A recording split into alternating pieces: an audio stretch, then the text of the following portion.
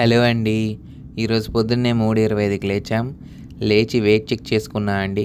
125.5 ఉన్నాను. ఇంకేం చేస్తానులే అని చెప్పేసి తొందరగా రెడీ అయిపోయి స్టార్ట్ అయిపోయాననమాట. నిన్న తిన్నది ఇంకా కడుపులోనే ఉందండి.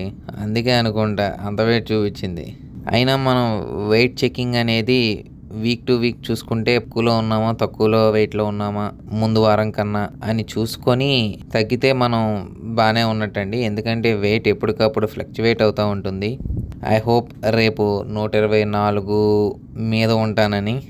ఈరోజు మన వర్కింగ్ హవర్స్ వచ్చేసి పొద్దున్న 4 కాడ నుంచి రాత్రి 7 వరకు అండి. 2 స్టోర్‌ల్లో పనిచేయాలి. ఒక స్టోర్‌లో పెద్ద పనులేమి ఉండవు. ఇంకొక స్టోర్‌లో మాత్రం మనం గ్రాసరీస్ అన్నీ స్టాకింగ్ చేయాలి. పనుల్లో పడి నేనైతే ఏమీ తినలేదు. జస్ట్ ఒక డయట్ డాక్టర్ పేపర్ ఒకటి తాగేశానండి. తాగేసిన తర్వాత నా పనులు ఏవైతే మిగిలిన్నాయో అవన్నీ చూసుకొని క్లాక్అవుట్ చేసేసి ఇంటికైతే వచ్చేసానండి. రేపు ఎక్కడో ఒక చోట బయట తిందాం అనుకున్నాను. ఈలోపు మా ఇంట్లో వాళ్ళు ఎగ్ పఫ్స్ చేస్తున్నారండి. సరే తినేద్దామా అని టెంప్ట్ అయిపోయానండి. కానీ కంట్రోల్ చేసుకొని తినకుండా ఒక 2 బాక్స్‌లో పెట్టుకొని ఫ్రిడ్జ్‌లో పెట్టేసానండి రేపు తిందామని.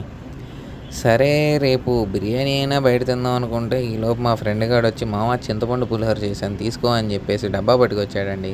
ఇంక అది కూడా ఫ్రిడ్జ్‌లో తోసేసాను రేపు తిందామని. అదండి రేపటికైతే ఫుడ్ సెట్. హమ్మయ్య! రేపటికి ఫుడ్ సెట్ అయిపోయింది కదా అని చెప్పేసి ఈరోజు ఉన్న వెయిట్‌ని యాప్‌లో ఎంటర్ చేసేసి స్లీప్ వేసానండి. మళ్ళీ రేపు కలుద్దాం. Please like, share, comment to my YouTube short and please subscribe to my channel అండి. Thank you.